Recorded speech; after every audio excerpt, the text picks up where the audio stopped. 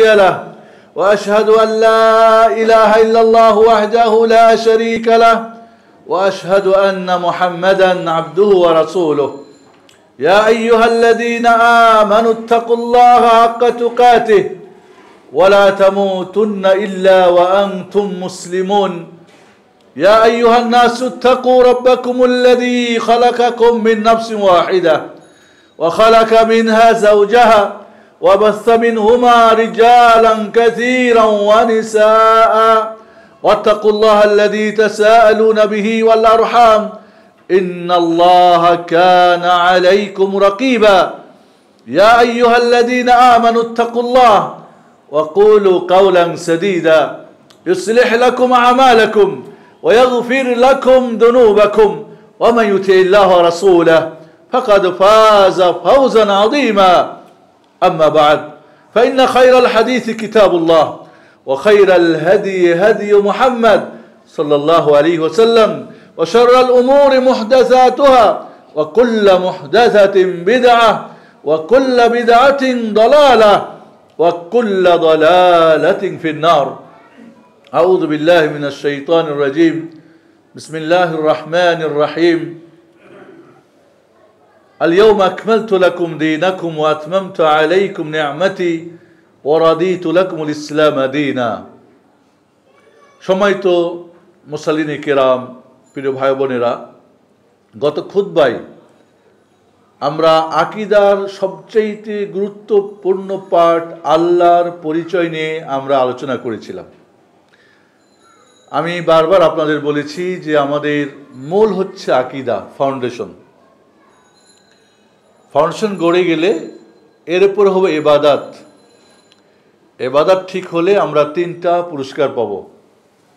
আমাদের চারিত্রিক উন্নয়ন ঘটবে, আমাদের আখলাক সুন্দর হবে, আমাদের মুআমালাত লেনদেন, আমাদের দৈনন্দিন যা কিছু আমরা করি এটা ঠিক হয়ে যাবে।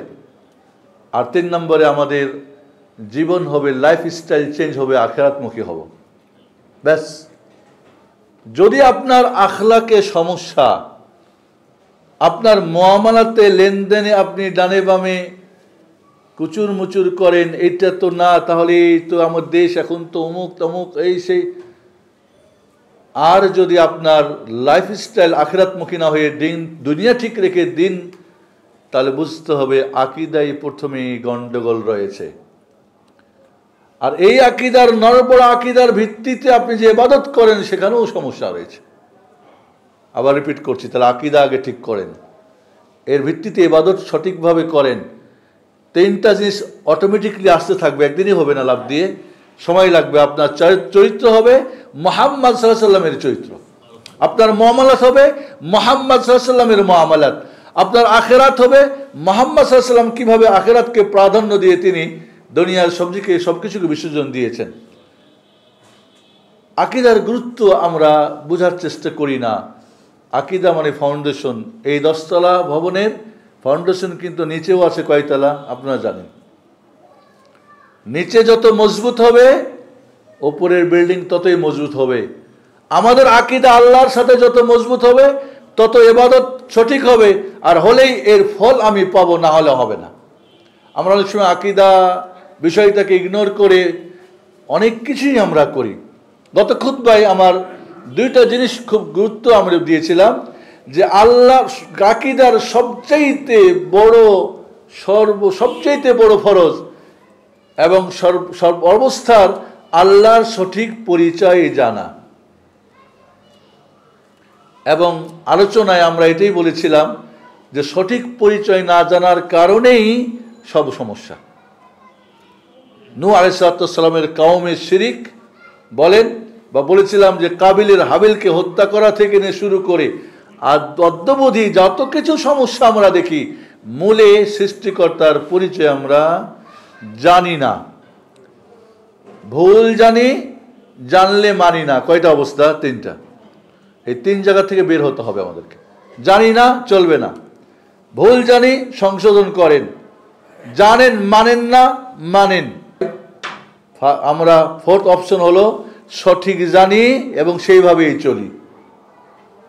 আমাদের এই ধারাবাহিক আলোচনাগুলো ইনশাআল্লাহ আমি আকীদা বিষয়ে এখানে চাইব ধারাবাহিক আলোচনা করার জন্য। কমপক্ষে 25টা বিষয় রয়েছে, যে বিষয়গুলি আমরা ধারাবাহিক আলোচনা করব ইনশাআল্লাহ। তবে আকীদা ফাউন্ডেশন করার জন্য বলেছিলাম ইঞ্জিনিয়ার দরকার হয়। যেমন ভবন বানাবেন তেমনই মানের ইঞ্জিনিয়ার লাগে, টাকাও বেশি লাগে। এখন ফাউন্ডেশন বুঝতে হলে রাজমিস্ত্রি দিয়ে করলে হবে না, ফাউন্ডেশনকে ফাউন্ডেশনের মতো করেই চিন্তা করতে হবে। আলোচনা অনেক ভারী মনে হবে, কারণ উপরে এত ভারী উঠাতে নিচের ভারী না হলে বহন করবে কে? এই জন্য বন্ধুরা, আকীদার বিষয়টাকে আমরা অবশ্যই গুরুত্ব দিব। আমি নিজেরা লেখাপড়া করব, শেখ মাশায়েখদের আলোচনা শুনবো, খুতবা শুনবো, হালাকা, যেটা আপনি বুঝছেন না।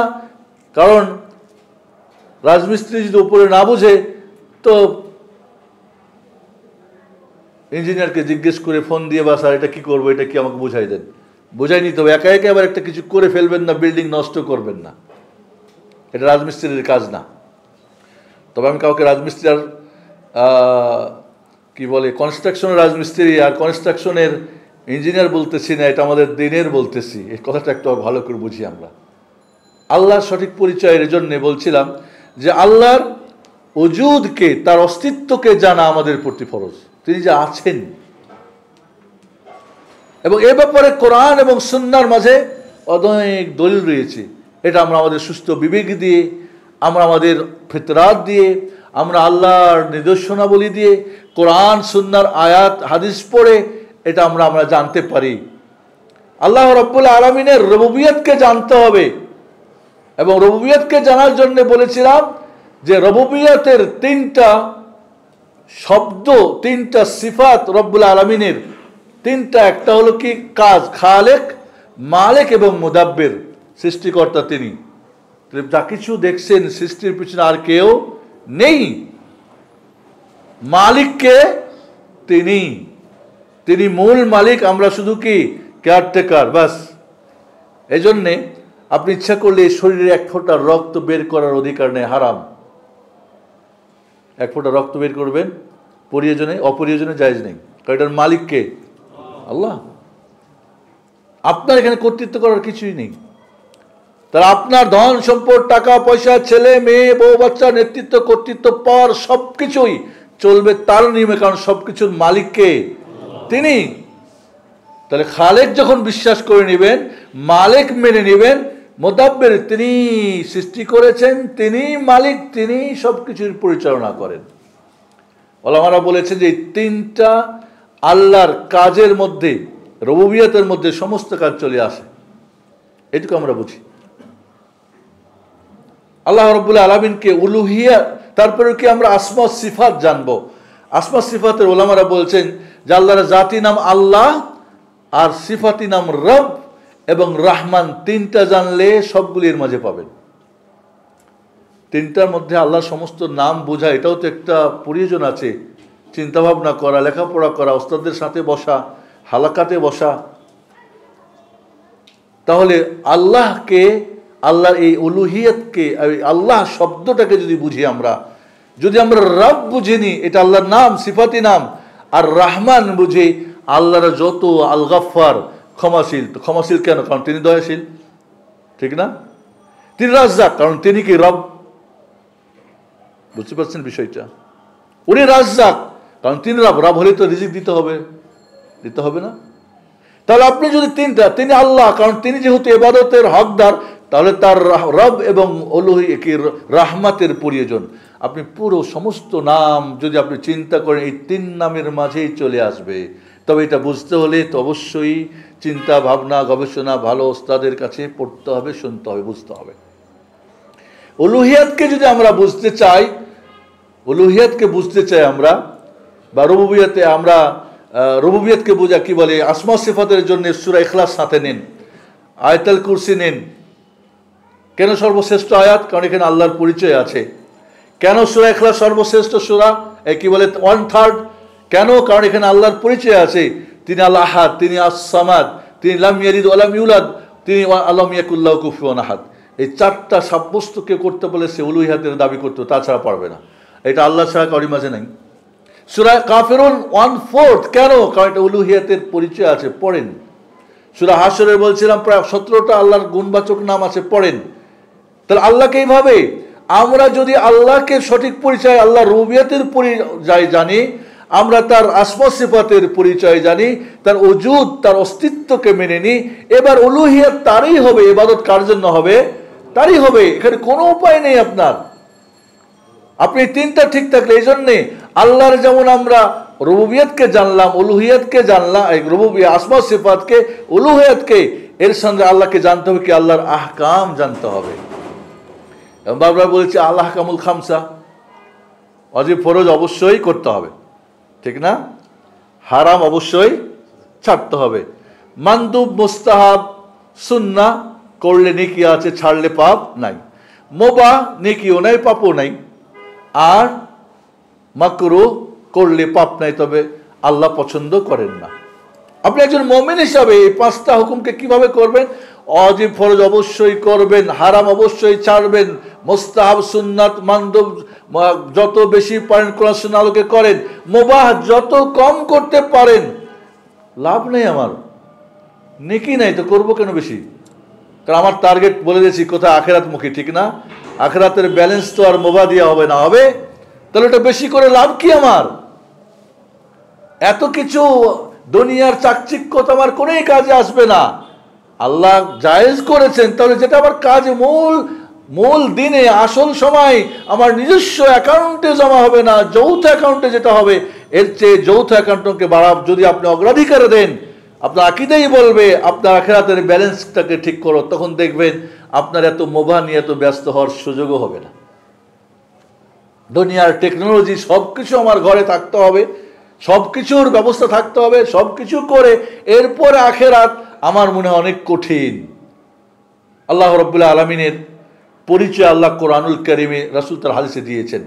আল্লাহ রাব্বুল আলামিন তার চেহারার কথা বলেছেন, ওয়াজহের কথা। আল্লাহ রাব্বুল আলামিন তার 2 হাতের কথা বলেছেন। আল্লাহ রাব্বুল আলামিন তিনি হাসেন, তিনি রাগ করেন, তিনি কথা বলেন, তিনি শোনেন, তিনি দেখেন, তিনি গফফার, তিনি রহমান আর রাহিম। আল্লাহ রাব্বুল আলামিন যতগুলি গুণের কথা, সিফাতের কথা তিনি অবতরণ করেন।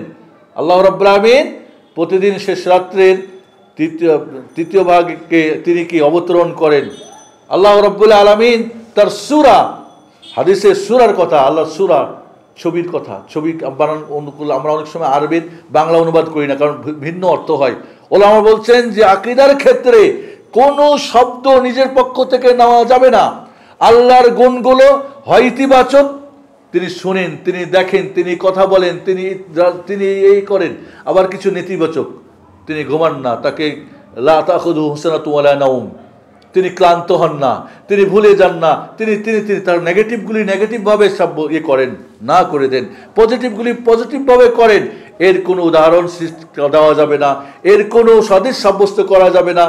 এক গ্রুপ বলছে এগুলো যদি আল্লাহর জন্য সাব্যস্ত করি, আল্লাহর হাত আছে, আল্লাহর পা আছে, আল্লাহর চেহারা আছে, আল্লাহ দেখেন শোনেন, তাহলে তো এগুলো কারোর মতো সাব্যস্ত হওয়াটা হয়ে যায়, তাহলে না করে দাও। অস্বীকার করলে কাফের হয় না? হয় না? কুফরি করে তারা গেছে গা বাতিলে।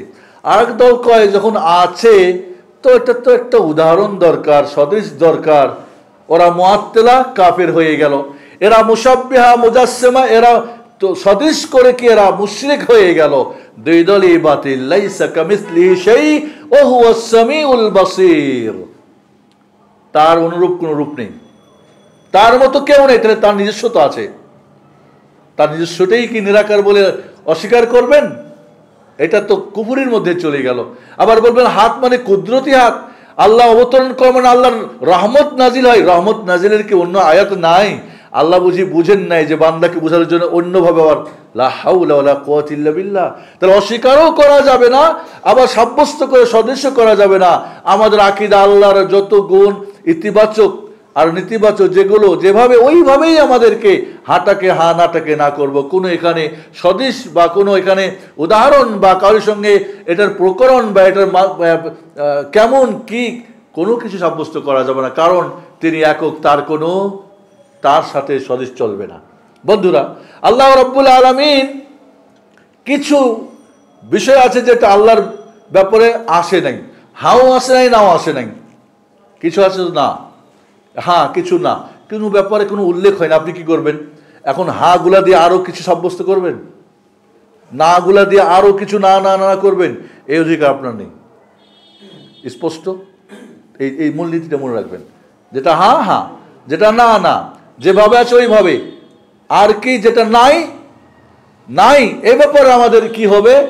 যেটা নাই সেটা যদি কেউ বলে আর সেটা কি হয়, হ্যাঁ বলতে চায়, তাহলে আমরা বলবো যে সেই অর্থটা কি তোমার। এই অর্থটা যদি হা সূচকগুলির সাথে মিলে যায়, ওকে, না হলে বাদ।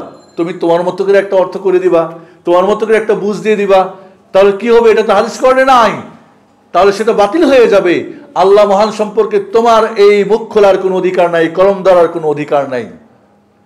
বুঝে আসছে আমাদের কথাগুলি? এই বিষয়গুলো আমরা ডিটেলস তখন বলতে পারবো যখন আমাদের কোনো কোর্স হবে, আমাদের হালাকা হবে, আমরা ঘরোয়াভাবে যখন বলবো। কারণ অনেক সময় কিছু বিষয় আছে যে আমি হালকা বুঝে গিয়ে বাইরে গিয়ে একটা হয়তো উল্টা পাল্টা বুঝে আর একটা কিছু ফিতনা হয়ে যাবে, আমার ইমান আকীদার আরো ভালোর জায়গায় খারাপ হয়ে যাবে। এই জন্য সব কথাই খুতবতে ডিটেলস বলা সম্ভব না, তবে এই মূলনীতিগুলো আমরা যেন মনে রাখি। আল্লাহ রাব্বুল আলামিনের পরিচয় যে যত বেশি সঠিক সুন্দর জানবো, সে ততই আল্লাহর সঙ্গে আমাদের গভীর সম্পর্ক হবে, আল্লাহকে ভয় করব তত বেশি, আল্লাহকে মহব্বত করবো বেশি, আল্লাহর আদেশ নির্দেশ পালনে আমার ততই আমি কি হব? আদেশ পালনে অগ্রগামী হব, নিষেধ থেকে পরিপূর্ণ আমি সেখান থেকে ফিরে আসব।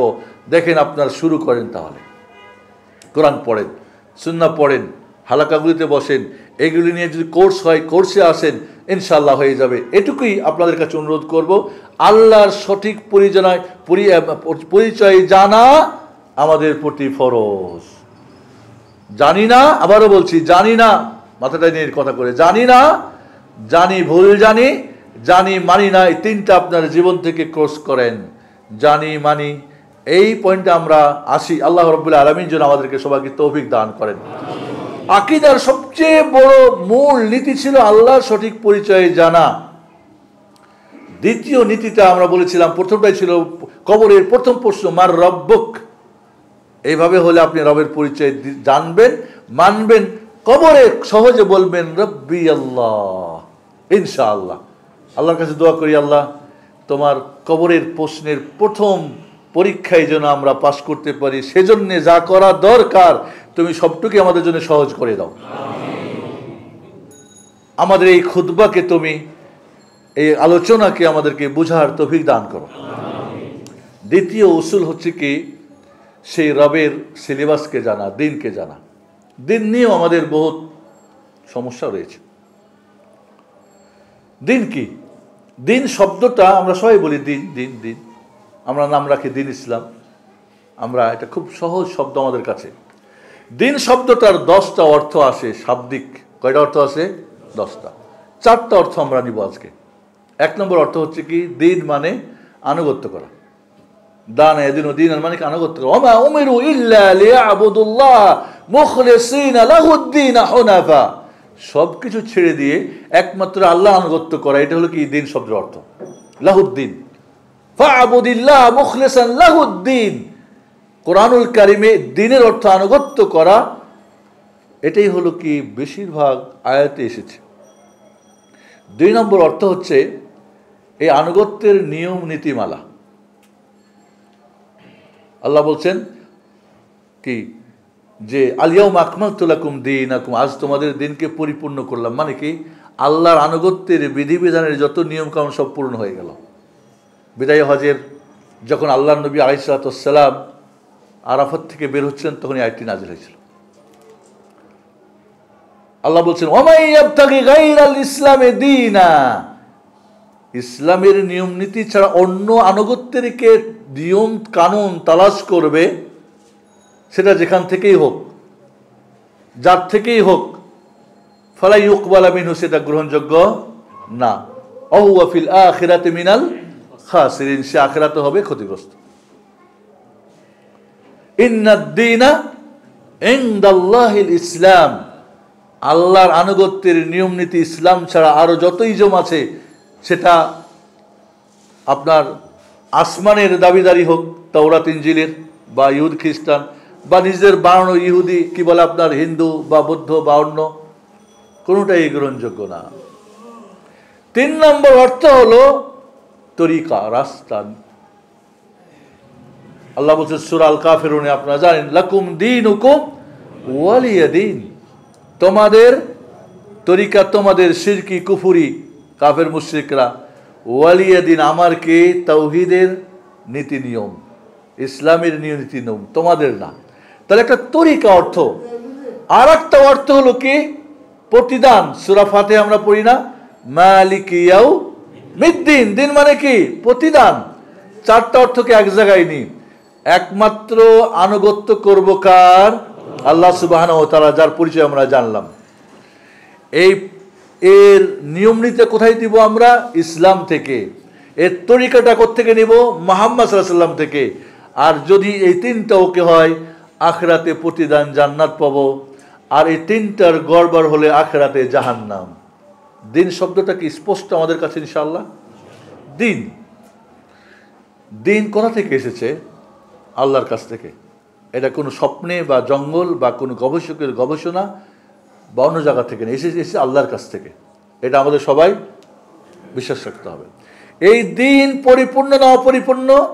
পরিপূর্ণ, যেটা সূরা মাইদা 2 নম্বর আয়াত আল্লাহ বলছেন, আল-ইয়াওমা আকমালতু লাকুম দীনাকুম। 3 নম্বর, এই দিন কার কাছে এসেছিল? মুহাম্মদ সাল্লাল্লাহু আলাইহি ওয়াসাল্লামের কাছে। অন্য কোনো মুহাম্মদ এর কোনো দিন গ্রহণযোগ্য হবে না। এই দিন সংরক্ষণ না সংরক্ষিত? জি, ইন্না নাহনু নাযালনা যিকরা ওয়া ইন্না লাহু লাহাফিজুন। সূরা হিজরের 9 নম্বর আয়াত আল্লাহ বলছে, আমি দিন অবতীর্ণ, আমার এই দিন আমি নাজিল করেছি জিকির। জিকির মানে ওয়াহি মাতলু কোরআন এবং ওয়াহি গায়র মাতলু সুন্নাহ। আমি আল্লাহর এর সংরক্ষণের দায়িত্ব নিলাম। এই জন্যে কোরআনুল কারীম আবু বকর সিদ্দিক রাদিয়াল্লাহু আনহুর যুগে লেখা হয়েছে। একটা কি কম বেশ হয়েছে? বুখারী, ইমাম বুখারী লিখেছেন রাসূলের হাদিসগুলো। ইমাম মুসলিম, তিরমিজি, নাসাই, ইবনে মাজাহ সব ওইভাবে আছে না? কেন এইভাবে আছে? আল্লাহ সংরক্ষণের দায়িত্ব নিয়েছেন। যদিও বিভিন্ন জন বিভিন্ন কারণে কম বেশ করেছে, কিন্তু ধরা খেয়ে গেছে, কারণ মূল কপি আল্লাহ হেফাজত করেছেন। শুধু তাই না, এই পৃথিবীতে আজ কোরআনের হাফেজ তো অসংখ্য আছে, এমনকি হাদিসেরও হাফেজ অসংখ্য রয়েছে, অসংখ্য। এখন আলহামদুলিল্লাহ নতুন করে ইয়াং জেনারেশন, কুতুবুস সিত্তা, কুতুবুত তিসা, কুতুব হাসারা হাফেজ, মাশাআল্লাহ। সৌদি আরবে এরকম আমরা অনেক হাফেজ দেখেছি, হাদিসের হাফেজ। আল্লাহু আকবার। আল্লাহ কারণ তার দিনকে হেফাজতের দায়িত্ব তিনি নিয়েছেন। 5 নম্বর প্রশ্ন, এই দিন কি আমাদের বোঝা সম্ভব? কি বলেন? সম্ভব। কেউ যদি বলে না এটা শুধু ওস্তাজিরা বুঝবেন, সাগরিদরা বুঝবেন না, এটা যারা অনেক ডিগ্রি আছে, লকব আছে, তারা বুঝবেন, সাধারণরা বুঝবে না, না। এই দিনটা আমি বলেছি যে কোরআন সুন্নাহর এই দিন সিলেবাস কার? সবার। নারী পুরুষ, ছোট বড়, শিক্ষিত অশিক্ষিত, বেশি বুঝি কম বুঝি, ডাক্তার ইঞ্জিনিয়ার ব্যারিস্টার প্রধানমন্ত্রী, সবার সিলেবাস। আমি বলেছি আপনাদেরকে বারবার, যেটা এমন একটা বুক, এমন এক বোর্ডের পক্ষ থেকে আসা এই সিলেবাস, সবার সিলেবাস, প্রাইমারিরও, হাই স্কুল, কলেজ, ইউনিভার্সিটি, সবার। এবং এমন একটা বুক, তাকে পড়ানোর জন্য যিনি টিচার হিসেবে আল্লাহ যাকে কবুল করেছিলেন, গ্রহণ করেছিলেন, যেটা আমরা 3য় উসুলে আসবো, মুহাম্মদ সাল্লাল্লাহু আলাইহি ওয়াসাল্লাম, সবাইকে বোঝাতে সমর্থ হয়েছিল। আজ হয়তো ইউনিভার্সিটির টিচার প্রাইমারিতে নিয়ে আসলে বলবো আমার দ্বারা হবে না, 2 দিন পরে বলে তো পারবো না। আবার প্রাইমারি টিচার নিয়ে গিয়ে ইউনিভার্সিটিতে বললে কি করবো আমি জানি না। কিন্তু মুহাম্মদ সাল্লাল্লাহু আলাইহি ওয়াসাল্লাম এমন একজন টিচার, যিনি তার রবের দেওয়া সিলেবাসকে নিজে বুঝলেন এবং সবাইকে বোঝাতে কি হলেন? সার্থক মডেল টিচার। এই জন্য টিচারের প্রশ্নটা কবরে আসবে, মান নবিয়ুক, মানে তোমার টিচার কে? তাহলে এই সিলেবাস তাহলে কি বোঝা সম্ভব, আমল করা সম্ভব? বলবেন না সম্ভব না? দেখেন আপনি এক রোজা নিই, সিয়াম যদি নিই, সিয়ামের কতগুলো এক্সিট রয়েছে। অসুস্থ হলে পরে, সফরে হলে পরে, প্রেগনেন্ট মহিলা পরে, দুধ খাওয়াচ্ছে বাচ্চা পরে, পরে পরে, আচ্ছা না, এরকম অনেক কিছু। কেন এগুলি? কারণ আপনার সম্ভব যেন হয়, অসম্ভব যেন না হয়। অসম্ভব বলে কোনো ইসলামে নেই। তুমি পারবা না শুধু আমিই পারবো এ কথা নেই। তুমি বুঝবা না, আমরাই বুঝবো না, বাংলা কোরআন পড়ে বুঝবা না, বাংলা হাদিস পড়বা না, এমন কথাগুলি যদি হয় তাহলে এটা আল্লাহকে মিথ্যুক বলে সাব্যস্ত করা হবে। ওয়ালাকাদ ইয়াসসারনাল কুরআনা লিযিকরি ফাহাল মিন মুদ্দাকির, কোরআনকে আমি সহজ করেছি, কোরআন উপদেশ গ্রহণ করার কে আছো? ইবনে কাসির রাহিমাহুল্লাহ ব্যাখ্যায় বলেন, আই সাহালনা লাফযা ওয়া ইয়াসসারনা মাআনি, আমি কোরআনের শব্দকে সহজ করেছি, অর্থকে সরল করে দিয়েছি। কে আছো বোঝার? বোঝো। বুঝবো না মানে? না বোঝার কি আছে? আরবের মানুষগুলো শিক্ষিত ছিল, কয়টা ইউনিভার্সিটি ছিল সেই যুগে? এদেরকে উম্মি কওম বলা হয়, আল কওমুল উম্মি, নবী হলো উম্মি। সেই অশিক্ষিত লোকগুলো কোরআন বুঝেছে তাদের ভাষা শুনে শুনে, অনেকেই পড়তে জানতো না। তা আমি বাংলা পড়তে পারি, ওই কথাগুলি যদি অথেন্টিক তর্জমা হয় আমি পড়ে বুঝবো না কেন? এই মসজিদে কোরআন কি বলে আন্ডারস্ট্যান্ডিং কোর্স, আমি যতটুকু জানি যে ভাইরা কোর্সে অংশগ্রহণ করেছে, আমি কথা বলে দেখেছি, মাশাল্লাহ ফুটফট ফটফট এখন অনেক যা বুঝে, পড়লে বুঝে এটা এটা। আল্লাহু আকবার, সুবহানাল্লাহ। কোরআনের মাত্র ৭৮,০০০ শব্দ সূরা ফাতিহাতে আছে। ১০,০০০ সূরা ফাতিহা বুঝলে আপনি ১০,০০০ বুঝে ফেললেন। এক বিসমিল্লাহ বুঝলে ১১৪ বিসমিল্লাহ বুঝলেন। এক আলহামদ বুঝলে কত আলহামদ বুঝলেন। ২,০০০-এর বেশি আল্লাহ শব্দ আছে, একবার বুঝলে হয়ে গেল। রব কি সহজ, আলহামদুলিল্লাহ। এবং এখন নতুন গবেষণা বলতেছে যে আপনি আরবি ভাষা জানবেন না, আরবি ভাষা লিখতে পারবেন না, বলতে পারবেন না, তবু আল্লাহর দেওয়া সিলেবাস, তার বোর্ডের সিলেবাস কোরআন বুঝবেন। কারণ এটা সবার, আরব অনারব, মুসলিম অমুসলিম সবার সিলেবাস। তাহলে আপনি ভাববেন যে না এটা অনেক বড় কিছু হতে হবে তাহলে বুঝবেন না, এটা ভুল, এটা মিথ্যা, প্রতারণা, জাতিকে দূরে রাখা। এখন নতুন নতুন নিয়ম বের হচ্ছে, তোমার তাজবির ঠিক নেই, অমুক নাই তমুক নাই, তুমি পড়ো না। গ্রামগঞ্জে গিয়ে একদল বের হয়েছে, বোনরাও গিয়ে তালিম দিতে গিয়ে আর যেটুক পড়ছে ওটুকু বন্ধ। বিভিন্ন ধরনের আজ সংশয়, সন্দেহ, শয়তান মানুষকে স্বীকার করার ৪টা পথ আজ খুব জমজমাট চলতেছে। অজ্ঞতা আছে, গাফলাত আছে, আমাদের শাহওয়াত দুনিয়ারকে বড় করে দেখা আছে, আর শুভাত সংশয় সন্দেহ, এটা সবচেয়ে জটিল ও কঠিন। শয়তান মানুষকে দিন থেকে চ্যুত করার জন্যে।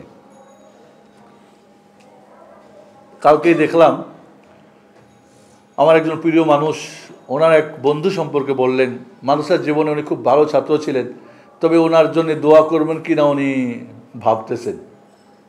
কলেজের লেখাপড়া করে আরও কলেজ পর্যায়ে কলেজের প্রফেসর বা অধ্যক্ষ কিছু ছিলেন, কিন্তু ওনার কিছু কথাবার্তা দিন সম্পর্কে উল্টাপাল্টা শুরু হয়ে গেছিল। দেখেন সংশয় ঢুকলে কি হয়। এই জন্য সব কথা সাধারণ মানুষের সামনে বলতে হয় না। একটা সন্দেহ হতে পারে তার সারা জীবন খুদ করবে, আর হয়তো উল্টাপাল্টা চলা শুরু করবে না। এই জন্য বন্ধুরা, শয়তান আমাদের যে দুশ্মন সেটা তো মাথায় রাখতে হবে। বলছিলাম যে এই দিন তাহলে আমল করা সম্ভব। আচ্ছা, এই দিন নিজে শিখে কি অন্যকে শেখানো সম্ভব? আমাদের সবচেয়ে ব্যর্থতা, আমার সন্তানকে আমি কোরআন পড়াবো, ভাড়াটিয়া হুজুর নিয়ে এসে আমাকে কোরআন শেখাইতে হয়। বাবার জন্য দোয়া করব, ভাড়াটিয়া হুজুর নিয়ে আসতে হয়। আমি ঘর উদ্বোধন করব, ঘরে ঢোকার দোয়াটাও জানি না, হুজুরে নিয়ে এসে হোক এটাও জানি না। কি করলেন আপনি দিন কত সহজ করে দেওয়া হয়েছে। আর এখন মাল্টি যুগে, এখন কি বলে এটাকে, এই যুগে টেকনোলজি যুগে কত কিছু সহজ, আলহামদুলিল্লাহ। তাহলে বন্ধুরা, দিনকে বুঝা, আমল করা, অন্যকে বোঝানো, এর দাওয়াত তাবলীগ করা সহজ। এই দিন সংরক্ষিত কোথায়? সংরক্ষিত কলবে কলবে, খানকায় খানকায়। কোথায়? এটা কি বাজারের নুরানি নামাজ শিক্ষায়? কোরআনে কোরআন আছে, হাদিসে হাদিস আছে। তাহলে সংরক্ষিত। আপনি কোথায় যাচ্ছেন? আজকে অনেক ডাক, এটা আসো, এটা করো, ওটা করো। ওকে বলে এটা দরকার, ওইটা দরকার। বলে আপনি যেটা বলছেন ওটা কি আমার দিনের? বলে হ্যাঁ। তো আপনিও চলে আসেন, আমি তো আসি। আপনি তো ওখান থেকে বের হয়ে গেছেন। যদি এই বাদ দরকার, ওই বাদ দরকার, এই ইজম সেই ইজম, অমুক তমুক, বউ আপনাকে হাত ছাড়িয়ে ডাকবে। বলেন ওস্তাদ আপনি যেটা বলছেন ওটা কি দিনের ভিতরের না বাইরের? যদি বাইরের হয় তা আপনারও দরকার নেই, আমারও দরকার নাই। আর দিনের ভিতরে হলে এই যে আমার সিলেবাস দেখাই দেন, তাহলে আপনি, আমি তো মানতেছি, আপনিও হয়, আপনিও মানেন। ঠিক না? ঠিক ঝগড়া যাওয়ার দরকার আছে? যুক্তিতে আসেন। আপনি যা বলছেন এটা কি দিনের? তা আমার সিলেবাস দেখান। আপনি আমেরিকার স্টুডেন্ট হয়ে বাংলাদেশ ফ্রান্সের সিলেবাস পড়বেন তাও হবে না, আপনাকে তো আপনারটাই পড়তে হবে। আর এই জন্যই কবর মা দিন হোক, তোমার দিন কিছু, তোমার কোন সিলেবাসের তুমি ছাত্র? তুমি তো বলছো রব্বি আল্লাহ, আল্লাহর রব, তো তুমি রবের পরিচয় জেনেছো, তোমার সিলেবাস জেনেছো। এই দিন ইসলামকে আমাদের জানাও ফরজ, মানাও ফরজ, অন্যকে জানানো মানাওটাও আমার যতটুক আমার ক্ষমতাটুকু শিক্ষা দেওয়া কি তালিম করাও কি ফরজ।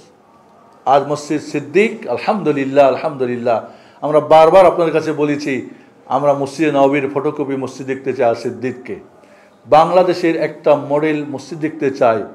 সেজন্যে যারা এই লক্ষ্যে কাজ করে যাচ্ছেন তাদেরকে হায়াতে তাইবা আল্লাহ দান করুক, দীর্ঘায়ু করুক। যারা এখানে ডোনার দান করেছেন কবুল করুন। আবার নতুন করে আমাদের এখন নতুন প্ল্যান তো আপনাদের শুনিয়েছেন, আবারও রিপিট করি, সেটা হলো আমাদের উপরে ইসলামিক রিসার্চ দাওয়া সেন্টার আমাদের হতে যাচ্ছেন। সব প্ল্যান হয়ে গেছে, এখন শুধু মানি দরকার। মানি আল্লাহ মালিক, আমি জানি একটাও থেকে থাকবে না। 10 তলা যখন হয়েছে তো 1 তলার ভিতরে কিছু আরেকটা এক্সট্রা কিছু করতে হবে।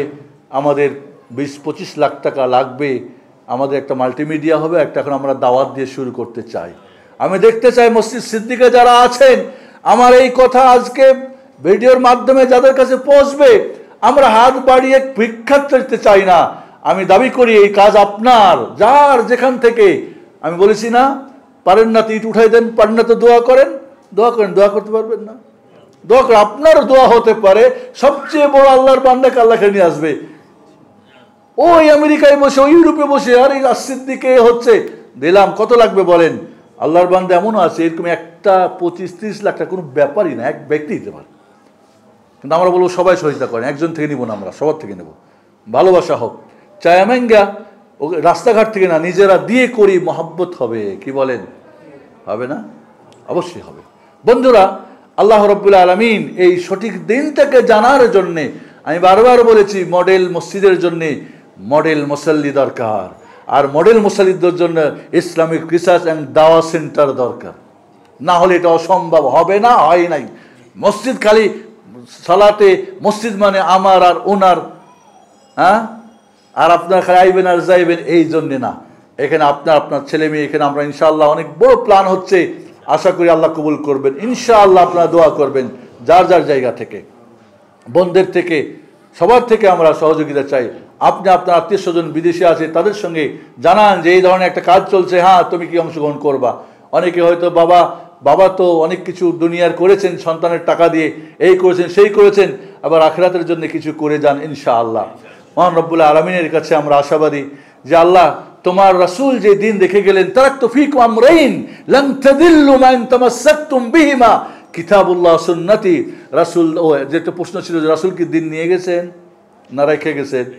রেখে গেছেন। 2টা জিনিসের মধ্যে এই 2টাকে আমরা ধরি, পড়ি, বুঝি, চেষ্টা করি ইনশাআল্লাহ। এটার প্রচার প্রসার করি, প্রত্যেকের ঘরে একটা করে লাইব্রেরি করি। আমরা দেখবেন মহান রব্বুল আলামিন এর বরকতে আপনি দুনিয়া আখিরাতে সফল কাম হবেন ইনশাআল্লাহ। আজ আমাদের দিনের সঠিক পরিচয় আমরা জানি না, এই জন্যে আমরা কি এখান থেকে ওইখান থেকে ওইখান থেকে সবসময় বলি উমুকে বলছে তুমুকে বলছে, শুনি না আল্লাহ বলছে, রাসূল বলছেন। আবার আল্লাহ বলছেন তোমার নিজের মতো করে ব্যাখ্যা হয়, হয় না? হয় না? আমি বলেছি শয়তানের 4টা হাতিয়ার, বলি না আপনাদেরকে? 1 নম্বর হাতিয়ার কোরআন সুন্নাহ ব্যাখ্যা নিজের। 2 নম্বরে মুতাশাবিহাত, যেগুলি রূপক, ওইগুলিকে ঈমান আনা ফরজ, কিন্তু ব্যাখ্যা করা যাবে না, ওটা আবার কি একটা করে ব্যাখ্যা করে। 3 নম্বরে কি জয়ীফ হাদিস, যেটা দিনের অন্তর্ভুক্ত না, সিলেবাসের অন্তর্ভুক্ত না। বাংলাদেশের টেক্সট বুকে এমন কথা কিছু লেখা আছে, হতে পারে? কি বলেন? ধরি আমাদের কোন একজনের জীবনী লেখা আছে, ধরি একেএম ফজলুল হক, ওনার জন্ম তারিখে কি 2টা তারিখ দেওয়া আছে? মৃত্যুর তারিখ হইতে পারে এত তারিখে জন্ম করেছিলেন উনি, হইতে পারে এমন এমন লোক ছিলেন।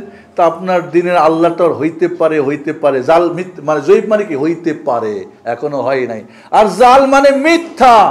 আপনার দেশের যদি টেক্সট বুকে কোনো মিথ্যা কথা লিখলে জাতি আপনাকে ক্ষমা না করে, আপনার দেশের সরকার ক্ষমা না করে, পড়াতে গিয়ে উল্টাপাল্টা করলে আপনার ছাত্র ক্ষমা না করে, তা আল্লাহটা আপনি উল্টাপাল্টা কইরা সব কিছু করে দিবেন, আর আল্লাহ আপনাকে ছেড়ে দিব?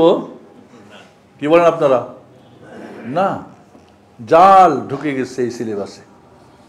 হতে পারে ঢুকে গেছে, ওইটাকে আবার ব্যাখ্যা যার যার মতো হয়েছে। ওইটাই আবার কি যেগুলোকে ব্যাখ্যা করে ওটারও ব্যাখ্যা করে একটা করা হয়েছে। আলিফ লাম মিম, আল্লাহ জানেন, আমরা জানি না, এটা মুতাশাবিহাত। কয় না আলিফে আল্লাহ মিমে মোহাম্মদ লামে জিবরিল, তারপরে তারপরে তারপরে তারপরে একটা কিছু সাব্যস্ত করে হারাইলো। অন্যরা তো বলেন এটাই হলো বাতিন ইলিম, 60,000 বেড়ে গেল। জাহেরি ইলিম হচ্ছে 30,000 কোরআন সুন্নাহর জ্ঞান, আর এর সাথে আরো 60,000 রয়েছে। ওই 60,000 যদি আপনি দিন মনে করেন সিলেবাসে ঢুকিয়ে দেন, তাহলে দুনিয়ার ক্ষেত্রে যে আপনার ছাত্র, আপনার গার্ডিয়ান, আপনার সরকার পরীক্ষা দিয়ে ফেল করবেন, আর আল্লাহটাতে বুঝি পাস করে দিবেন আল্লাহ, ঠিক না? এমনটাই ভাবতেছেন না বন্ধুরা। এমনটা জায়গায় থাকলে মা দিন বলবে হা হা লা আদরি, কি কও কিছুই বুঝি না, দিন কি? আপনি যতই বড় পণ্ডিত হন, এবং বলেছিলাম তাওহীদের ব্যাপারে আপনার এই কথা বলে আমি খুতবা শেষ করতে চাই, যারা তাওহীদ বুঝে না, যারা আকীদা বুঝে না, তারা কোরআন সুন্নাহ বুঝিবে না। আল্লাহর পক্ষ থেকে তাদের জন্য এটা আযাব। একজন সাধারণ মানুষ, একজন ডাক্তার, একজন ইঞ্জিনিয়ার, একজন ব্যবসায়ী, একজন বিজনেসম্যান কোরআন খুলে পড়ে বুঝে আমল করে, কিন্তু মাশাআল্লাহ অনেক তার লকব আছে, অনেক তার ডিগ্রি আছে, অনেক বড় তার নাম খ্যাতি আছে, তার একটা প্রোগ্রাম করতে অনেক টাকা লাগে, বাট কোরআন সুন্নাহ বোঝে না, কারণ তার আকীদা ঠিক নাই। আকীদা ঠিক না থাকলে আল্লাহ তাকে কোরআন সুন্নাহ সঠিক বুঝ দিবেন না, কারণ দাও আমার ওর হেদায়েত আল্লাহ চাই না, কারণ তুমি আমার দিন রে উল্টো পাল্টো করে বুঝো, তো তুমি কিভাবে হেদায়েত পাও? মহান রব্বুল আলামিনের কাছে দোয়া করি, আল্লাহ তোমার নবী রেখে যাওয়া পরিপূর্ণ দ্বীনের আমানতকে আমাদেরকে বহন করার তৌফিক দান করো। আমরা পড়ি, পড়াই, বুঝি, বুঝাই, আমল করি, আমল করাই, এর দাওয়াত তাবলীগ করি, এটাই তোমাদেরকে তৌফিক দান করো। মসজিদ সিদ্দিক থেকে তোমার এই নবীর রিসালাতের যে রিসালাল খালিদা আল মুহাম্মাদিয়া রেখে গেছেন, এটার আমানতকে আমরা যেন মানুষের কাছে, মসজিদের ভিতরে, অনলাইনের বাইরে দিয়ে আমরা পরিপূর্ণ করতে পারি। আল্লাহ আমাদের সেই তৌফিক তুমি দান করো, আমিন। হাদা ওয়া সাল্লু ওয়া সাল্লামু আলা মুহাম্মাদ ওয়া আলা আলিহি ওয়া সাহবিহি ওয়া বারিক ওয়া সাল্লিম। আল্লাহুম্মা সাল্লি ওয়া সাল্লিম ওয়া বারিক আলা মুহাম্মাদ। আমাদের প্রথম খুতবা তো শেষ হয়নি না? বারাকাল্লাহু লানা ফিল কোরআনিল আযীম ওয়া নাফা'না ওয়া ইয়্যাকুম বিল-আয়াতি ওয়া যিকরিল হাকীম। ইন্নাহু তাআলা জাওয়াদুন কারীমুন মালিকুন বাররাউফুর রাহিম।